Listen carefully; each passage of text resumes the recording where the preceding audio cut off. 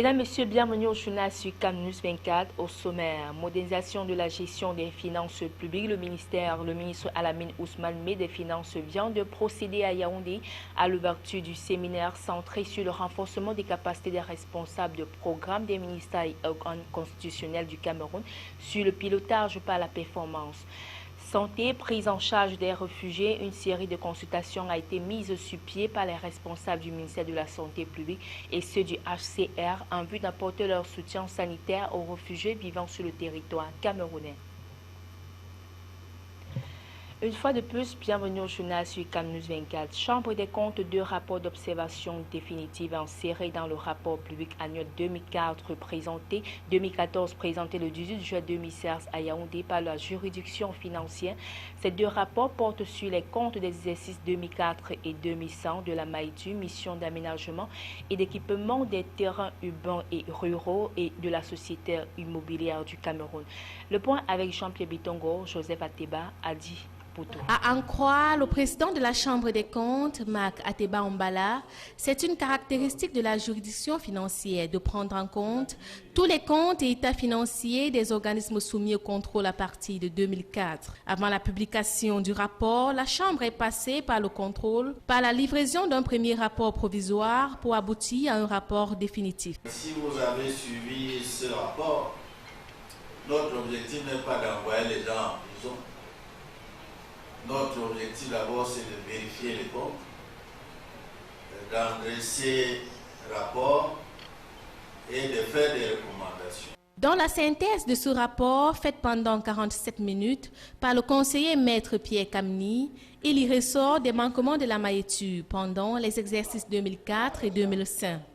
Ces problèmes se rapportent aux aspects juridiques et au fonctionnement des organes sociaux, de la mission d'aménagement et d'équipement des terrains urbains et ruraux. Ces manquements concernent donc les statuts, le fonctionnement, la gouvernance, les comptes, la régularité des opérations, l'enregistrement des bons de commande et la distribution des primes de résultats.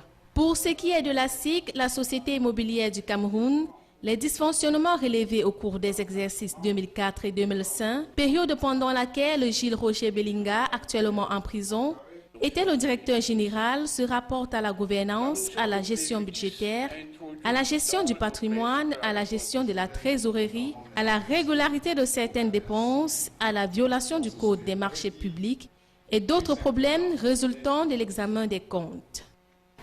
Donc que le directeur général de l'époque soit en prison, cela n'empêche que si vous avez suivi un peu la présentation sommaire qui a été faite de ce rapport, il y a une série de recommandations qui voudraient que la structure soit rénovée et que à la disposition de cet organisme, beaucoup de choses soient. Bon à savoir, les directeurs généraux actuels de la MAITU, Louis Roger Mangar et de la SIC, Gabriel Bengono, ont été saisis par le ministre Alamine Ousmane Meh des Finances pour qu'ils envisagent des mesures tendant à corriger les manquements et dysfonctionnements soulevés par la Chambre des comptes et la Cour suprême.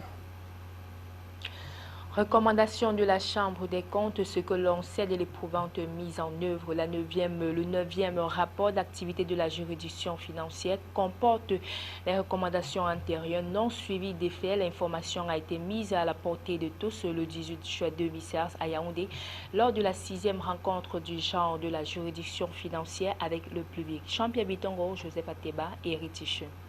La seule recommandation mise en œuvre est celle de 2012 à travers laquelle la Chambre des comptes demandait au ministère des Finances d'arrêter un format de présentation des comptes d'affectation spéciale dont la gestion connaît des fortunes diverses. Dans le rapport annuel 2014, il ressort qu'au cours de l'exercice 2014, le MINFI a mis en place un groupe de travail chargé de faire des propositions de correction des diverses irrégularités relevées relever dans la gestion de ces comptes d'affectation spéciale. Jusqu'alors, les résultats des travaux de ce groupe sont attendus à la Chambre des comptes. Parmi les recommandations non suivies des faits, le rapport annuel 2014 recense celles relatives à la sincérité des soldes budgétaires, à la rénovation de certains cadres juridiques, à la production des comptes, à l'application des lois de décembre 1973 relatives aux droits du Trésor pour la sauvegarde de la fortune publique,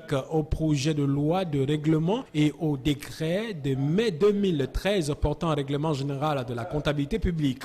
Qu'est-ce qu'il y a de particulier, c'est que ici nous pouvons revisiter nos missions pour voir qu'elles ont augmenté, elles se sont élargies et voir que nous sommes passés effectivement à la phase concrète. Qu'à cela ne tienne, le rapport annuel 2014 contient 5 nouvelles recommandations portant sur le compte général de l'État pour demander l'accélération de la mise en œuvre de tous les aspects significatifs de la comptabilité patrimoniale en vue de l'échéance de 2019, les dépenses effectuées en avance de trésorerie, la responsabilité asymétrique des acteurs de l'exécution budgétaire sur l'absence de matricule dans les actes de nomination, et sur le déficit comptable.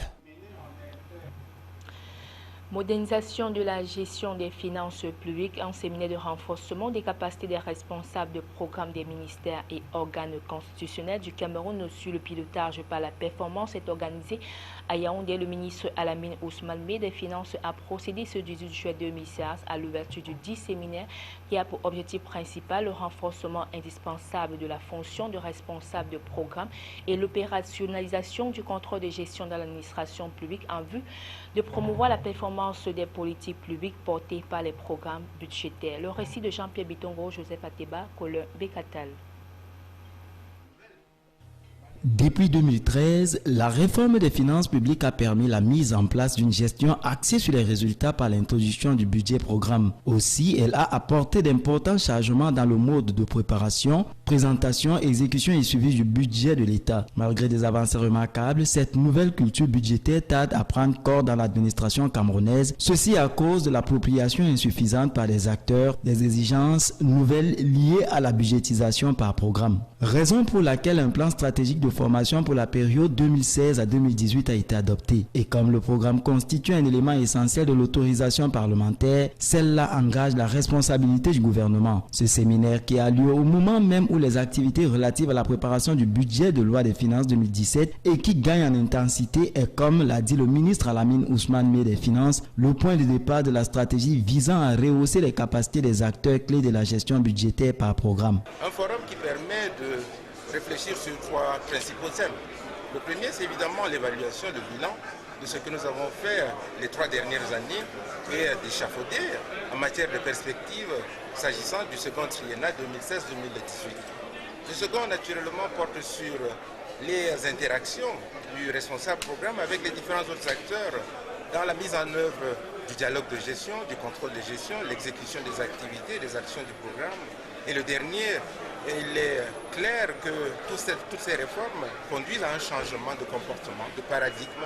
Et nous voulons donc insister sur le rôle du responsable programme dans le modèle qu'il doit jouer, sa responsabilité similaire au manager d'entreprise privée, son rôle de conduite d'esprit de changement dans l'administration, la sédimentation donc de ce nouveau savoir-être, savoir-faire et savoir-faire.